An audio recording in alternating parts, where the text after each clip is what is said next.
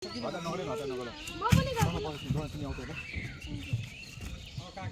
हुन्छ राजा कसरी ल जाऊ जाऊ तपाईँ तिमी उहाँ जाऊ लास्टमा जाऊ भाइ त्यो बच्चा बोकेर उसलाई अप्ठ्यारो हुन्छ नि यो बच्चा त यता बोकिहाल्नु नि हैन अहिलेलाई मात्र बुढो तिमी पनि उहीँ जाऊ उहीँ दादा बोकेर जाऊ हतार चाहिँ कति माता न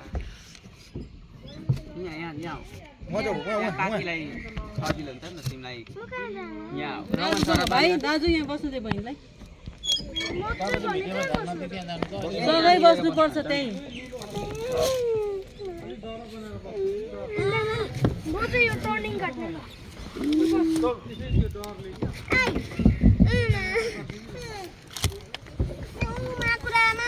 ओहो माकुरा कसरी गर्ने हो पिछाडी पैडा बहिनी यहाँ बस नि त यहाँ आइज भाइ यहाँ बस तिमी बहिनीलाई डर लाग्यो तिमी यहाँ बस बिचमा बस हो बाजे पछाडि ल अब राम्ररी बस पछाडि आइज यता पछाडि कुरा बुझ्न अर्काले भनेको